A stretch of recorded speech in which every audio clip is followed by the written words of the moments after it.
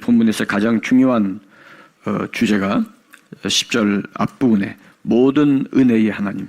그럼 같이 한번 해보실까요? 모든 은혜의 하나님. 한 번 더 모든 은혜의 하나님. 그러면 우리가 질문을 하게 되죠. 은혜면 은혜지 모든 은혜라니? 모든 은혜? 은혜의 종합 세트? 무슨 의미지? 모든 은혜라고 하면 그 은혜 안에 함축되어 있는 은혜들이 여럿이 있는 모양인데 나는 어떤 은혜를 받고 있지? 이런 이제 우리가 질문을 하게 되죠. 예수 믿으면서 신앙생활 하면서 제일 많이 쓰는 단어가 은혜고 제일 많이 듣는 단어가 은혜입니다.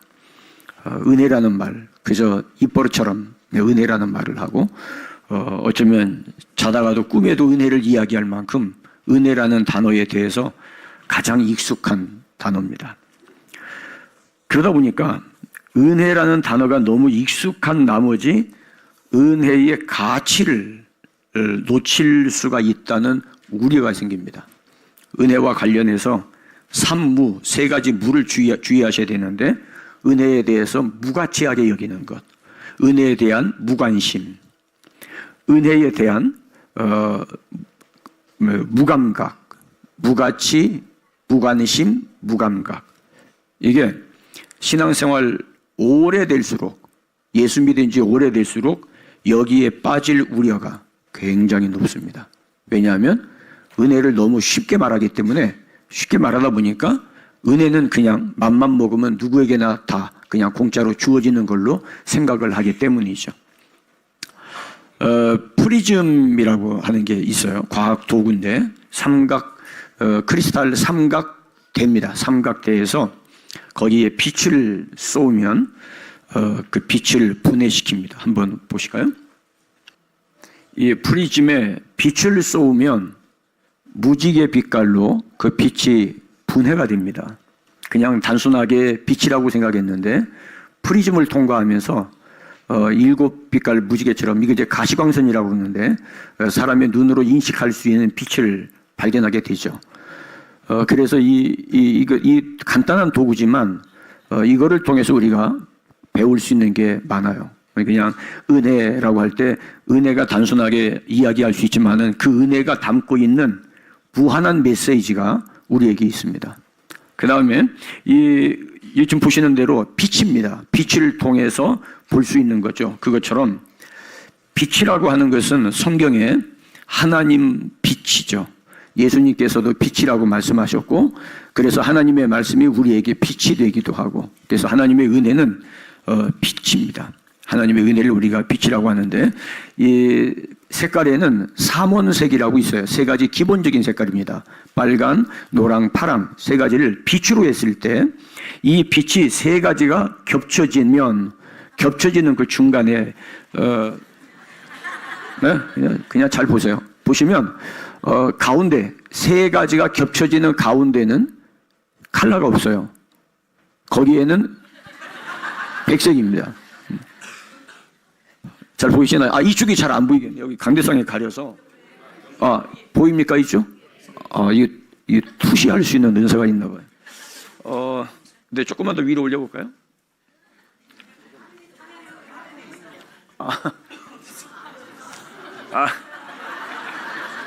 자, 됐습니다. 수고했어요. 불 켜주시고요. 이게 빛일 경우에 빨간색과 파란색과 노란색이 합쳐지는 부분이 컬러가 사라져요. 컬러가 없어져요. 그냥 백색이 됩니다. 그래서 이거를 서로 떼어놓고 점점 이게 이제 안으로 들어가면서 색깔이 이제 안 보이는데 반면에 이 앞에 여기 물감이 있어요. 이게 물감일 경우에 빛일 경우와 물감일 경우가 달라요. 빛이 있을 경우에는 세 가지 빛깔이 만나는 교집합 부분이 컬러가 없어요. 근데 이거는 다릅니다.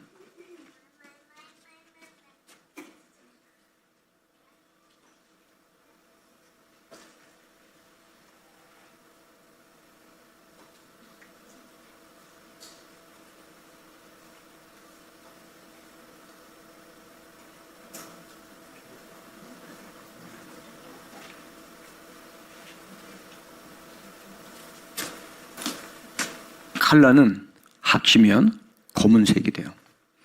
무슨 말이냐면 하나님의 은혜를 우리가 받을 때 하나님으로부터 빛으로부터 오는 은혜는 우리 영혼을 밝게 합니다.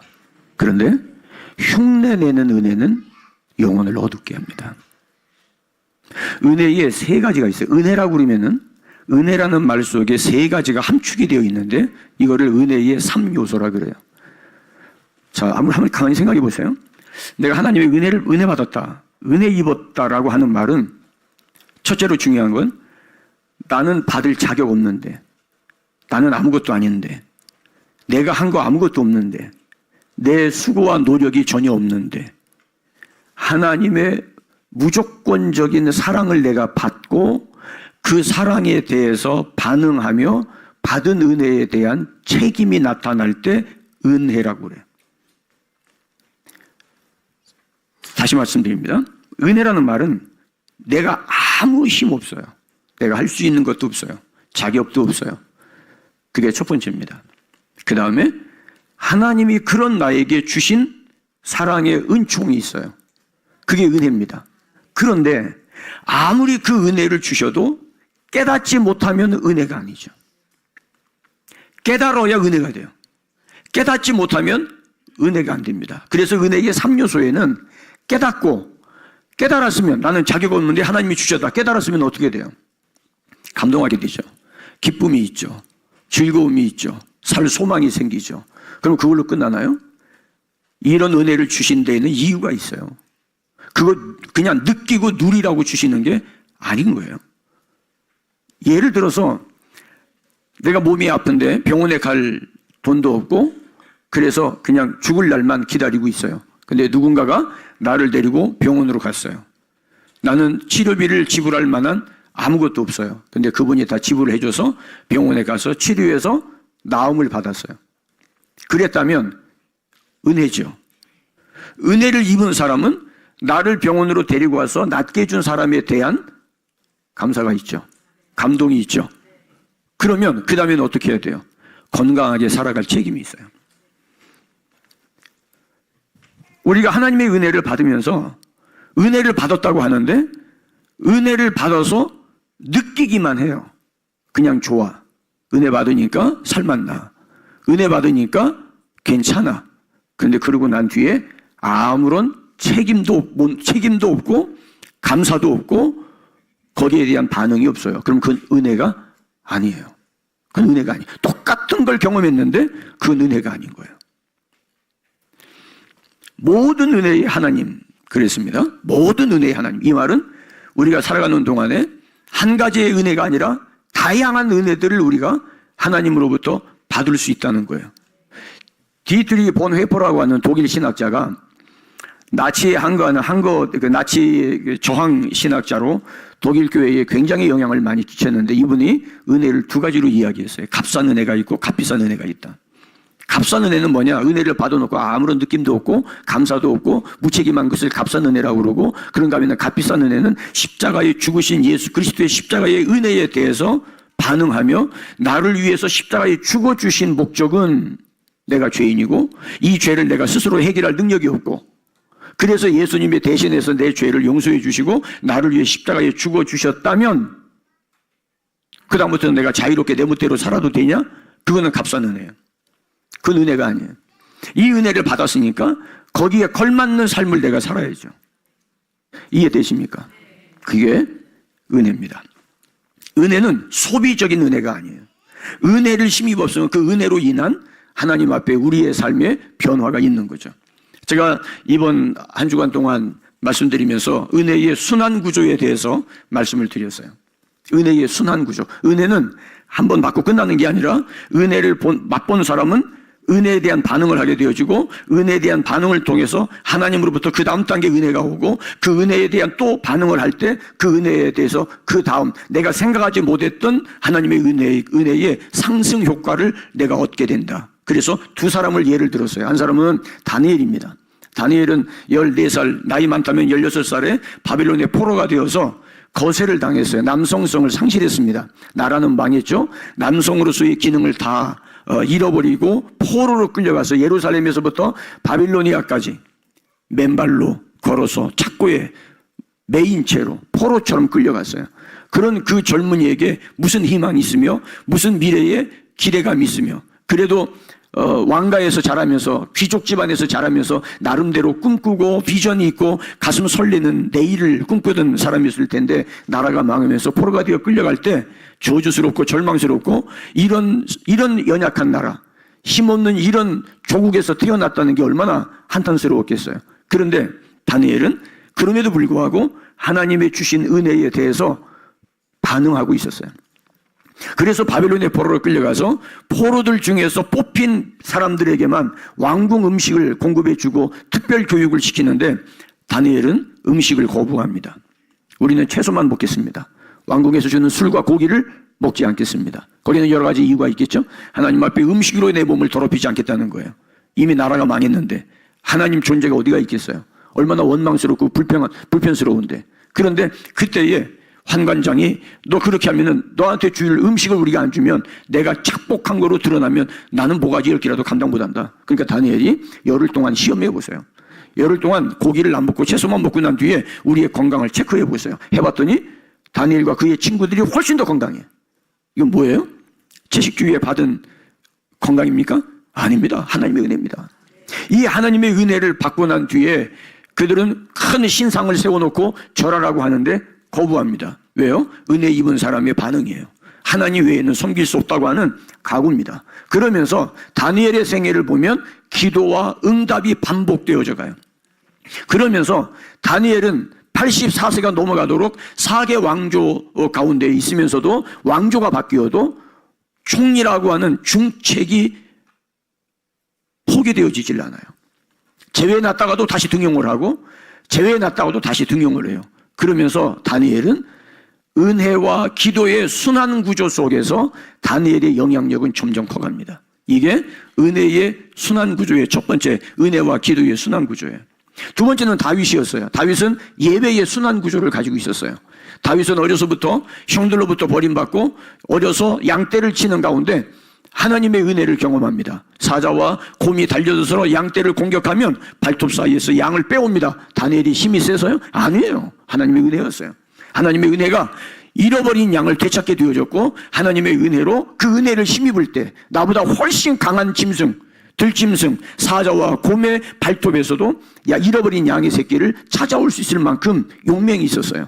그래서 다윗은 그 하나님의 은혜에 끊임없는 감사와 끊임없는 찬송이 거의 매일 이어졌어요. 시편의 절반 이상은 다윗이 쓴 겁니다. 다윗이 쓴 시편은 노래와 감사와 찬송이었어요. 그때는 지금처럼 모여서 이렇게 예배드리는 그 예배가 없었기 때문에 하나님 앞에 노래를 지어서 시를 지어서 그게 다윗에게는 예배였고 하나님께 나아가는 모습이었어요. 그러면서 은혜가 점점 더 깊어집니다. 예배와 은혜, 은혜와 예배. 다시 말하면 은혜와 감사, 감사와 은혜, 은혜와 찬송, 찬송과 은혜, 이 사이. 그래서 교회는 예배 공동체로서 무엇보다도 우선하는 것이 예배입니다. 예배 시간에 다른 일을 하는 것은 예배의 가치를 모르는, 예배를 무가치하게 여기는 어리석음이에요.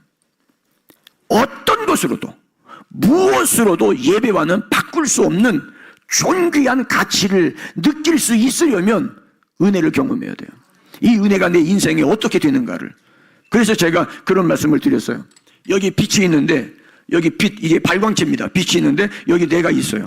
여기서 하나님의 은혜의 빛을 비춥니다. 그런데 이 은혜를 받고 아무런 반응 없으면은 나타나는 거 없어요. 근데 이 은혜를 향해서 내가 반응하며 은혜를 향해 올라갑니다. 점점 더 가까워집니다. 은혜와 감사, 은혜와 기도, 은혜와 예배 올라가면 이 빛으로부터 이 물건의 그림자가 밑에 넓어져요. 그림자가 커집니다. 그러다가 이게 빛으로 완전히 들어가면 이 세상은 온통 그림자 천지가 되죠. 은혜에 반응할 줄 아는, 은혜에 내가 어떤, 이 은혜를 받은 사람으로서 내가 어떻게 살아야 될 것인가에 대한 고민은 은혜 받은 사람의 몫입니다. 굉장히 중요한 이야기입니다. 이번 한 주간 동안에, 지난 한 주간 동안에 은혜에 대한 말씀들을 나누면서 제가 참 많이 답답했어요. 물론 징검다리 연휴가 있어서 여러분들이 교회 오고 싶어도 이미 출타하고 그래서 못 오는 분들이 계셔서 참 안타깝긴 한데, 어쩌면 은혜에 대해서 이렇게 집중적으로 깊이 있게 은혜를 다룰 수 있는 기회가 어쩌면 여러분들 평생의 처음이자 마지막일지 몰라요. 은혜는 빛입니다. 그 빛이 비추일 때 내가 죄인인 걸 알아요. 그 빛이 나를 향할 때 내 모습이 보여요. 그 빛이 내게 들어올 때 내가 전혀 하나님 앞에 아무 쓸모없고 죄인이고 하나님의 진노 아래 죽을 수밖에 없는 죄인이라는 것이 그 빛이 있을 때 발견되어져요.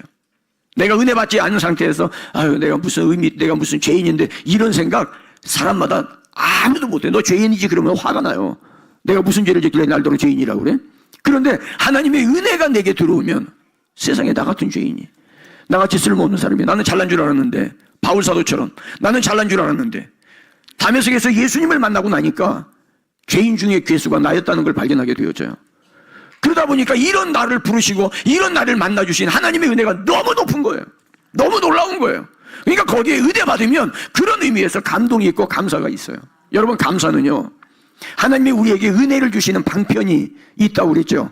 어떻게 은혜를 경험하게 하고 은혜를 주시느냐? 첫 번째가 말씀을 통해서입니다. 왜냐하면 말씀은 은혜의 빛이에요. 그래서 이 말씀을 통해서 우리가 은혜를 받아요. 성경을 읽다가 은혜 받기도 하고, 말씀을 들으면서 은혜 받기도 하고, 성경을 공부하다 은혜 받기도 해요. 그 다음에 종교 개혁자들이 말하는 두 번째 은혜의 방편은 성례입니다. 성례, 세례와 성찬. 왜냐하면 이 자체는 예수님과 하나 되는 거예요. 은혜의 본체이신 주님과 하나 되는데 거기에서 은혜를 못 느낀다면 아무 의미 없어요. 그건 은혜가 아니에요.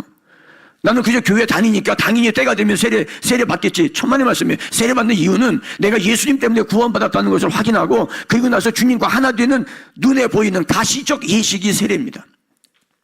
그 외에 우리에게 은혜 주시는 은혜의 방편이 있는데, 도르트 신조의 은혜의 방편 세 번째는 기도였어요.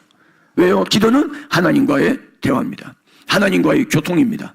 은혜의 주가 되시는 하나님 앞에 내가 이거 주세요 저거 주세요 총구서 내는 게 아니라, 진정한 기도는 하나님 앞에 가서 주님 앞에 주님의 은혜를 구하는 거예요. 그래서 기도는 은혜의 방편이에요. 나중에 이제 뒤에서 말씀드리겠습니다만은, 은혜의 방편으로 하나님이 우리에게 주신 지정된 곳이 있어요. 교회입니다. 그래서 교회 안에 은혜 받은 사람들이 내가 받은 은혜를 서로 나누고, 나는 이렇게 이런 은혜 받았고 나는 이렇게 했고, 이걸 가리켜서 교제라고 그래요. 교제. 이 교제를 통해서 주시는 은혜가 있다 이 말이에요.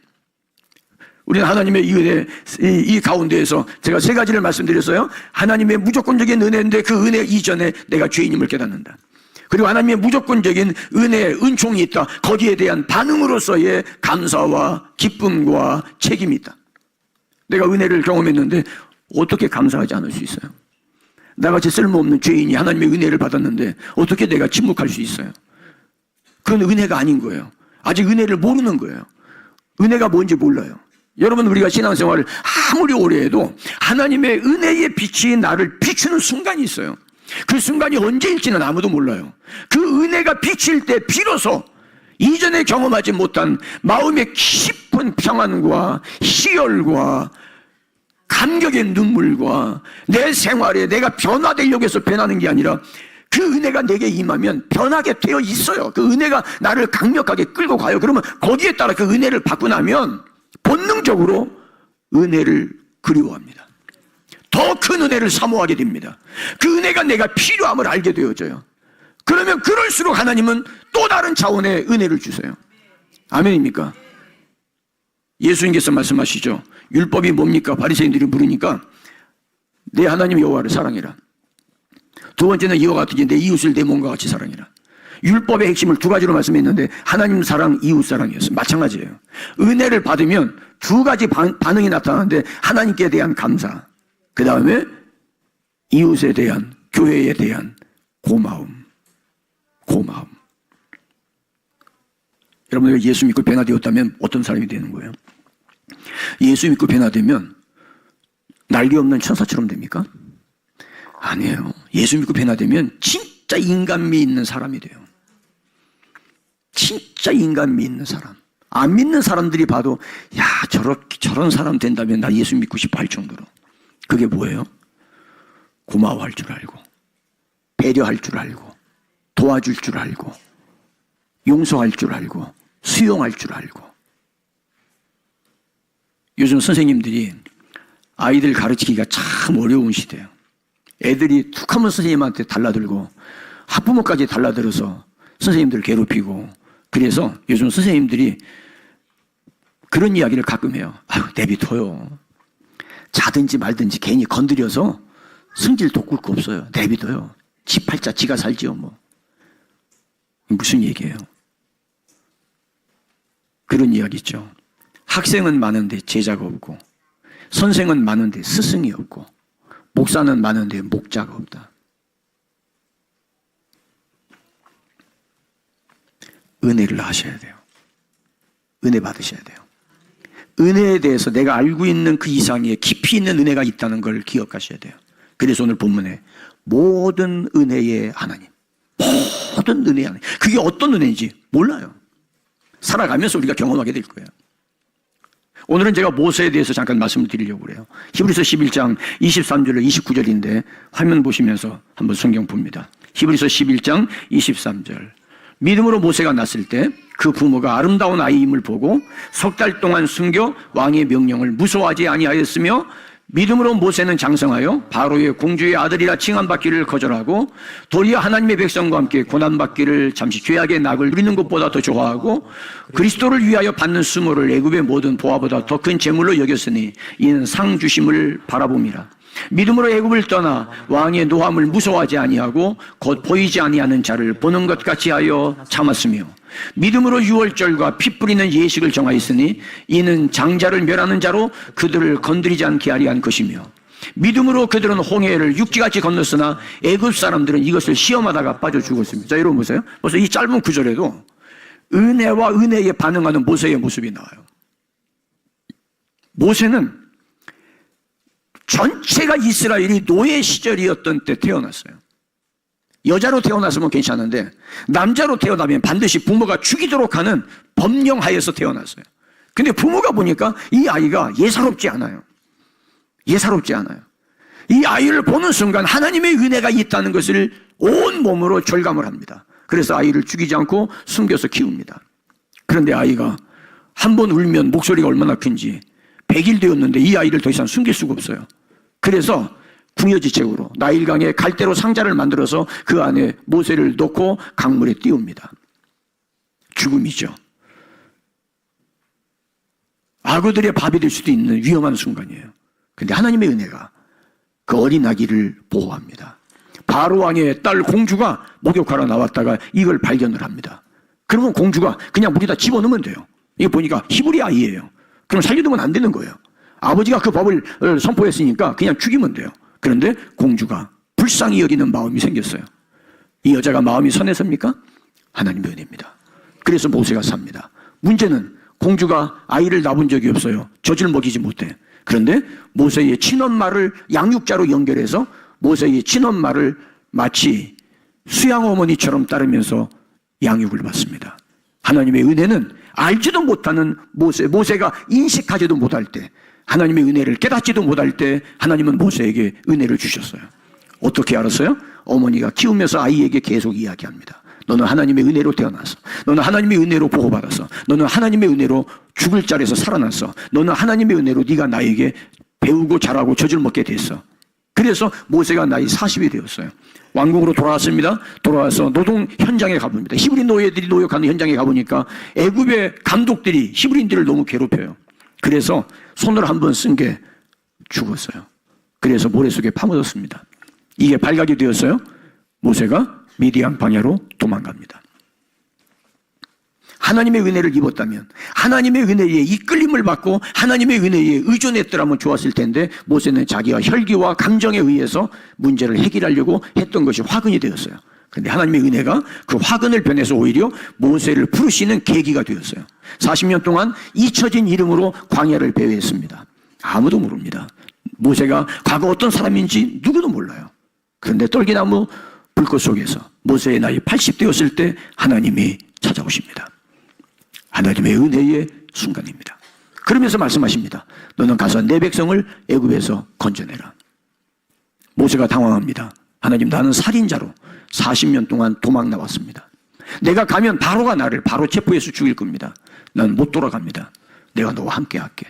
네가 잘나서가 아니라, 네가 신앙이 좋아서가 아니라, 네가 리더십이 있어서가 아니라 내가 내게 은혜를 준다. 가라.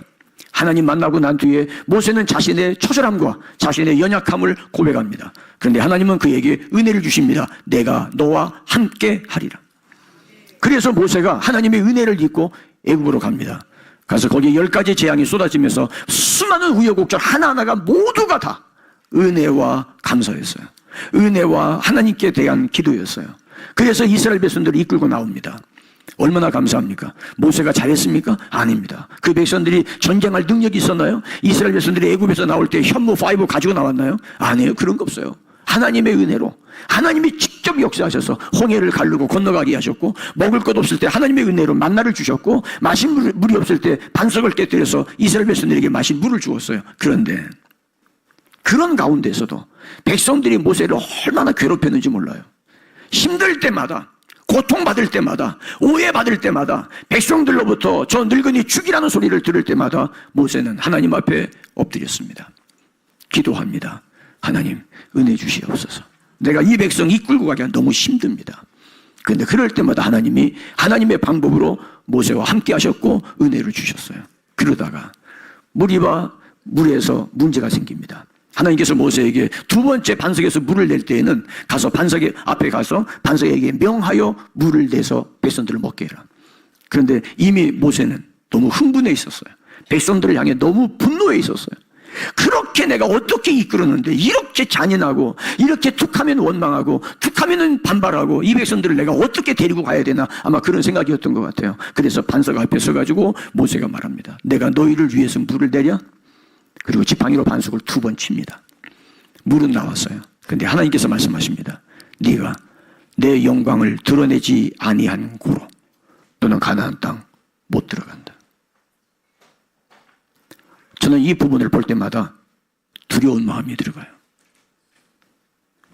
선한 말을 하지 아니한 것 때문에, 자신의 감정을 다스리지 못한 것 때문에, 하나님의 은혜를 입은 사람으로서의 지도자로 백성들 앞에 온유하지 못한 것 때문에, 그렇게 꿈에 그리던 가나안 땅 한 발자국도 들어가지 못한 채 느보산에서 생을 마감하게 되어집니다. 무슨 이야기예요? 하나님의 은혜에 이르지 못할 순간이 있다는 거예요. 오늘 오후 예배 시간에 이 문제에 대해서 말씀을 드릴 겁니다. 골로새서 4장 6절에 항상 은혜 가운데서 소금으로 맛을 냄과 같이 말하라고 했는데 모세는 그렇게 말하지 못했습니다. 에베소서 4장 29절에 덕을 끼치는 선한 말을 하여 다른 사람들에게 은혜를 끼치라고 했는데 은혜를 끼치는 책임을 모세는 다하지 못했어요. 디도서 2장 11절로 14절의 말씀 한번 보겠습니다. 디도서 2장 11절 같이 봅니다. 모든 사람에게 구원을 주시는 하나님의, 뭐가 나타나? 하나님의 은혜가 나타나. 그 은혜가 어떻게 하셨다고요?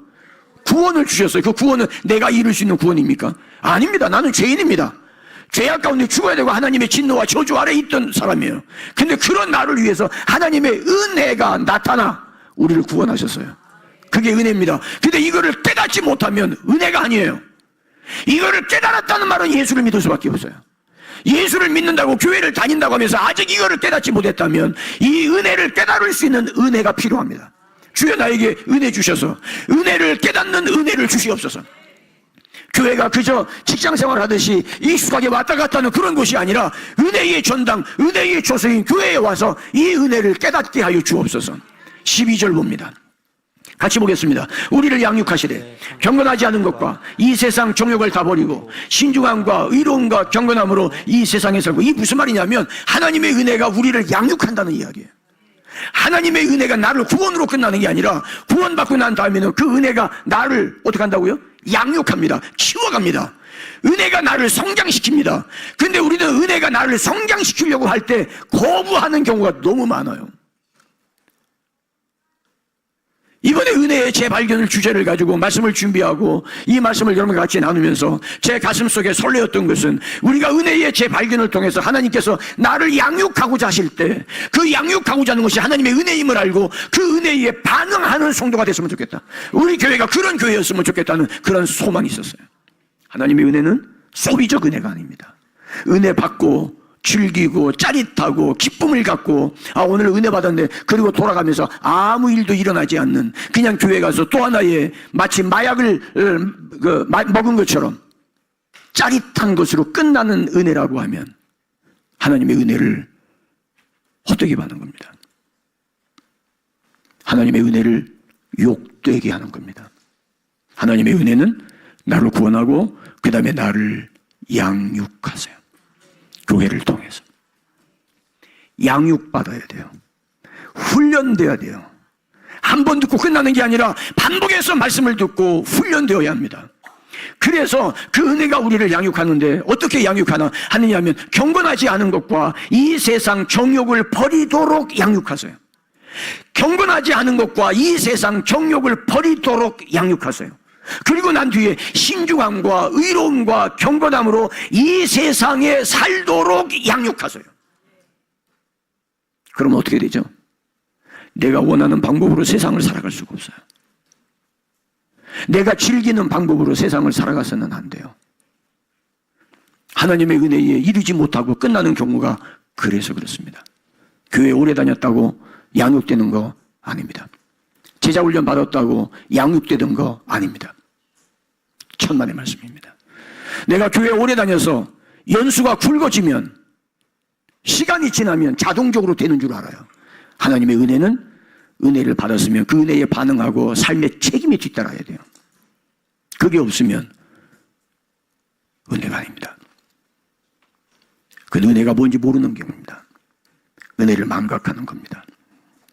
그래서 이 은혜는 궁극적으로 자기 백성이 되게 하세요. 자기 백성이. 자, 성경 구절 띄워준 거 지우지 말고 다시 띄워주세요. 자, 13절 시작. 복스러운 소망과 우리 크신 하나님 구주 예수 그리스도의 영광이 나타나심을 기다리게 하셨으니 그가 우리를 대신하여 자신을 주심은 은혜 주심은 모든 불법에서 우리를 속량하시고 우리를 깨끗하게 하사 선한 일을 열심히 하는 뭐가 되게 하려 하심이라? 자기 백성이 되게. 은혜의 목적은 하나님의 거룩한 백성으로 세우는 거예요. 은혜를 소비하는 사람이 아니라 은혜를 받고 선한 일에 열심을 내는 사람이 되게 하는 거예요. 여러분, 은혜는 우리에게 능력을 줍니다. 그래서 성경에 은혜와 관련된 성경 구절들이 얼마나 많은지 한번 같이 읽어보시겠어요?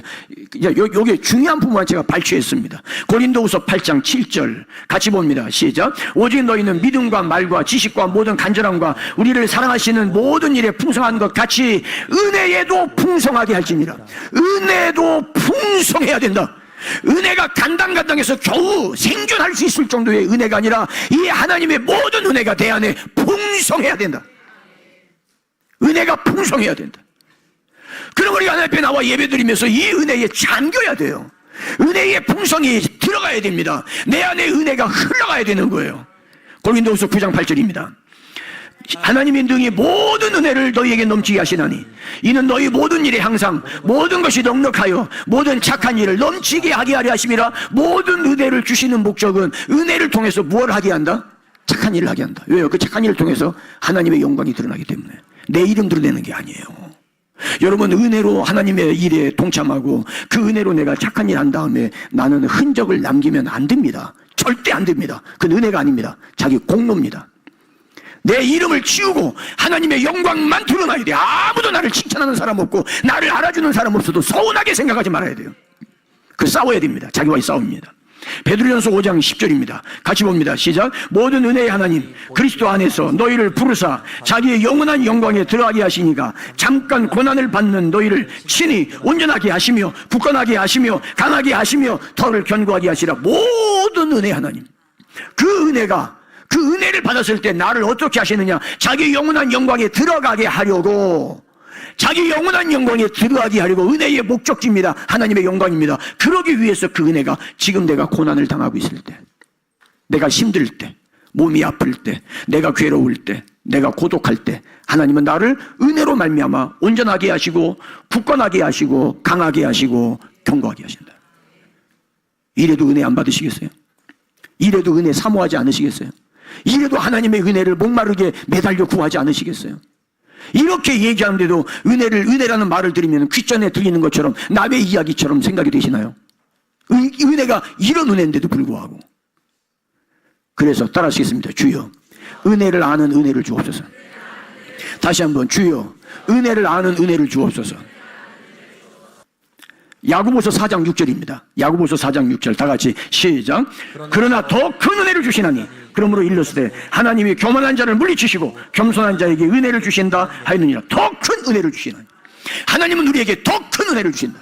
누구에게요? 은혜를 사모하는 사람에게. 교만한 자가 아니라 겸손한 자에게, 겸손하여 은혜를 구하는 자에게, 은혜를 사모하는 자에게 하나님은 더 큰 은혜를 주신다. 아유, 내가 그동안 받은 은혜만 해도 됐지 뭐 내가 뭘 더 바라겠어.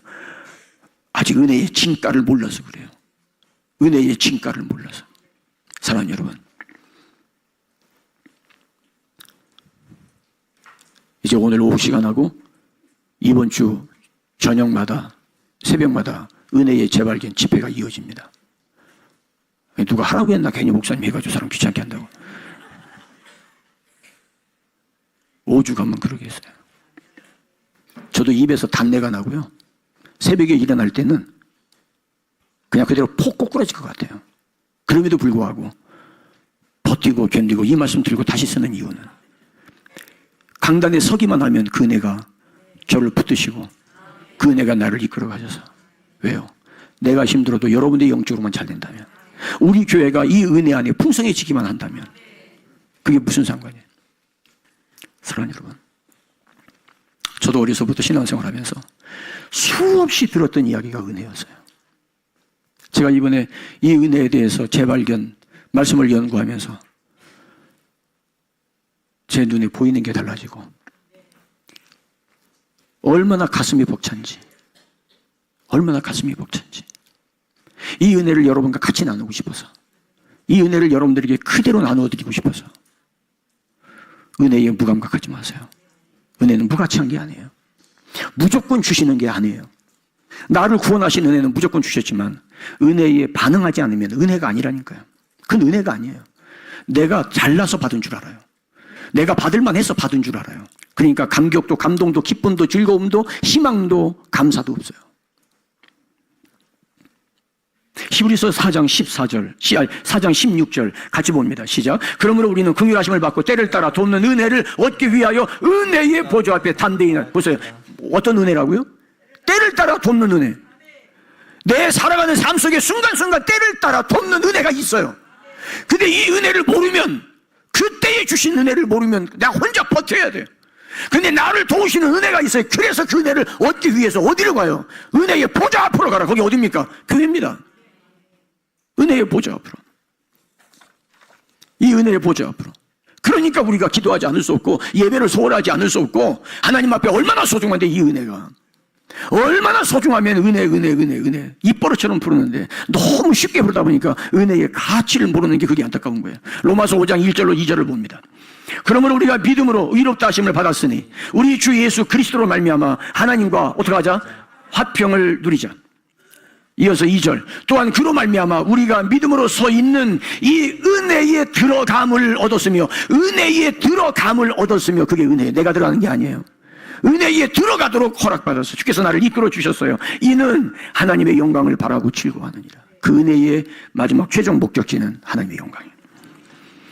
사도행전 13장 43절 시작. 회당 모임이 끝난 후에 유대인과 경건한 유대교회에 입교한 많은 사람들이 바울과 바나바를 따라가니 두 사도가 더불어 말하고 항상 하나님의 은혜 가운데 있으라 고나니라. 항상 하나님의 은혜 가운데 있으라 고나니라. 항상 하나님의 은혜 가운데 있으라 고나니라. 바울과 바나바가 지금 이 에베소 교회와 지금 헤어집니다. 헤어지면서 그 교회 성도들을 향해서 내가 없더라도 항상 은혜 가운데 머물러 있어야 됩니다.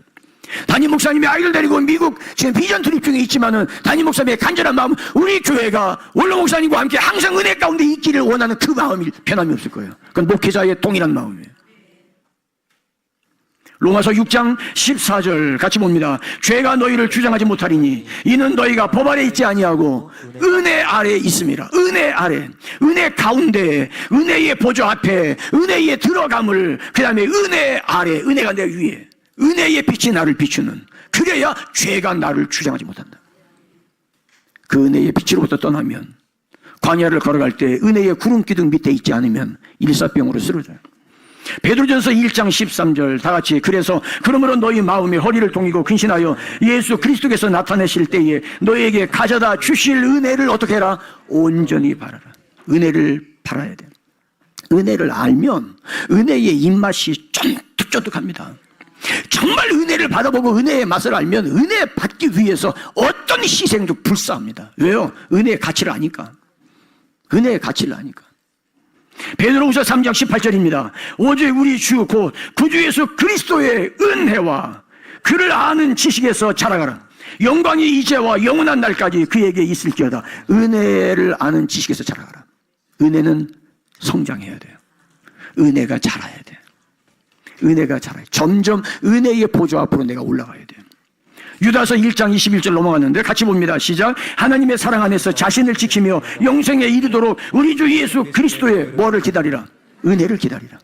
은혜를 기다리라. 은혜 받기를 사모하고 은혜를 갈망하고 은혜를 기다리고, 이게 성도가 마땅히 해야 될 일인데 먹고 살기 바빠서 분주하게 살다 보니까 은혜에 대해서 무감각해지고 은혜에 대해서 무관심해지고 은혜를 무가치하게 여기는, 나도 모르는 사이에 은혜로부터 떨어지게 되어지는 불상사가 있어요. 디모데후서 2장 1절입니다. 같이 봅니다. 내 아들아, 그러므로 너는 그리스도 예수 안에 있는 은혜 가운데서 강해라. 따라합시다. 은혜는 나를 강하게 한다. 다시 한번, 은혜는 나를 강하게 한다. 한 번 더, 은혜 받으면 강해진다. 여러분, 강해진다는 게 뭐예요? 무엇인가를 이룰 수 있는 능력이에요. 그런데 대다수의 성도들이 능력 그러면은 수고하지 않아도 자동적으로 되는 걸 생각해요. 아니에요. 그런 거 없어요. 여러분, 직장생활 하고 계신 분, 직장생활 또 해야 될 분들 계시죠? 직장생활이 그냥 출근만 하면은 월급 줘요? 그냥 아무 일도 안 하고 출근부에 도장 찍고 그냥 놀다가 커피숍에 가서 차나 마시고 점심 때 밥 먹고 오고 그러기를 한 달, 두 달, 1년, 2년 그렇게 하면 그냥 자동적으로 돈 들어와요? 어떻게 돼요? 잘려요. 잘리는 방법은 아무것도 안 하면 돼요. 강하게 한다는 말은 고난과 연단을 뚫고 지나가는 힘이에요. 은혜 받으면 뚫고 갈 수 있어요. 은혜 받으면 견딜 수 있어요. 은혜 받으면 버틸 수 있어요. 근데 은혜가 없으면 비틀거리고 쓰러지고 절망하고 짜증나고. 원래 원로 목사님 주일 아침에 설교 짧게 하니까 오늘 일찍 끝나겠거니. 근데 지금 집회입니다. 집회. 그래서 최소한의 집회에 대한 예의를 지키겠습니다. 그러나 그렇게 길게 하진 않아요. 나도 지쳐요. 저도 지치니까 몇 가지만 더 말씀드리고 끝나겠어요. 봐요. 우리가 은혜 생각했는데 모든 은혜가 무엇을 말하는지 오늘 성경 구절을 통해서 여러분들이 받으셨어요. 그러면 어떻게 해야 돼요? 은혜의 보좌 앞으로 나가야 됩니다. 그럼요. 은혜 받으러 가야죠. 여러분들 오셨어요. 이럴 줄 모르고 오셨는데 오늘 듣고 보니까 여기 은혜 받는 게 장난이 아니네. 은혜를 안다는 말은 내가 무가치한 것을 알고 내게 은혜 베푸신 것을 아는 것으로 끝나는 게 아니라 그 은혜가 은혜임을 반응할 줄 아는 거예요. 은혜에 대한 반응이 없으면 은혜가 아니에요. 내가 도와줬는데 도와준 거를 이게 도와줬다는 걸 모르고 당연하다고 생각해요. 그건 은혜가 아니에요. 그럼 고마워하지 않아요. 그 정도도 못 도와줘? 이렇게 돼요. 그러면 다시는 안 도와줍니다. 인간 세계도 그래요. 다시는 안 도와줘. 고마운 줄 알아야지. 감사한 줄 알아야지. 아멘입니까? 그게 은혜에 대한 반응이에요. 그래야 그게 은혜가 은혜되는 거예요. 은혜가 은혜되지 않는 것은 은혜에 대한 가치를 모르는 거예요.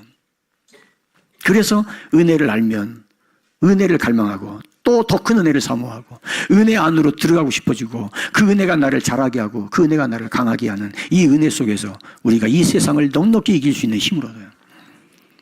두 번째로 때를 따라 돕는 은혜를 구합니다. 은혜의 보좌 앞으로 나가는 게 정도가 아니라 때를 따라 돕는 은혜를 구합니다. 왜요? 은혜 없이는 살 수 없거든요. 은혜를 몰랐을 때는 당연한 줄 알았어요. 근데 은혜를 알고 나니까 당연한 게 아니라 은혜였어. 당연한 게 아니라 은혜였어. 내가 받을 자격이 있는 줄 알았는데 은혜를 깨닫고 그 비추임을 받고 보니까 아, 내가 무자격자였구나. 내가 이런 대접을 받을 인간이 아니었구나. 은혜였구나. 그러면 은혜에 대한 책임이 달라져요. 세 번째로, 교회는 하나님께서 지정하신 은혜의 처소입니다. 여러분, 내가 섬기는 교회에서 은혜 못 받는데 딴 데 가서 은혜 받는다 그러면 본인 스스로가 자기를 참 초라하게 만드는 거예요. 집에서 엄마가 차려주는 밥상에는 만족할 줄 모르고 딴 데서 먹는 밥이 맛있는 줄 안다면 그 어머니에 대한 모욕이에요. 내가 교회에서 은혜 못 받으면 딴 데 가서 은혜 못 받아요. 나에게 하나님의 은혜의 초소로 주신 것은 교회입니다. 그 은혜가 가정으로 흐를 수 있어요. 은혜를 흘러가게 해야 돼요. 아멘입니까? 은혜를 흘러가기 위해서 속으로, 목장으로, 이웃으로, 가정으로 흘러가게 해야 돼요. 사도행전 13장 43절에 은혜의 공동체 안에서 은혜 가운데 머물도록 이렇게 말씀합니다. 같이 봅니다. 회당 모임이 끝난 후에 유대인과 교회 교환 경건한 사람들이 많이 바울과 바나바를 따르니 두 사도가 더불어 말하고 항상 하나님의 은혜 가운데 있으라 권하니라. 조금 전에 읽었던 말씀이에요. 항상 은혜 가운데 있으라. 이게 교회를 두고 하시는 말씀이에요. 너희도 교회 떠나면 안 돼. 교회 안에서 은혜 가운데 있어야 돼. 아까 읽은 디도서 2장 11절 14절 말씀처럼 모든 사람에게 구원을 주시는 하나님의 은혜가 나타나 그 은혜가 나를 성장하게 하세요. 풍성하게 하세요. 여러분, 에스겔 선지자가 보았던 환상 기억나시죠? 성전 문지방 밑에서 물이 스며 나옵니다. 스며 나오는 은혜의 물이 발목에, 무릎에, 허리로 헤엄칠 만한 물로 깊어져요. 왜요? 살아있는 물이기 때문에. 하나님의 은혜는 살아있습니다.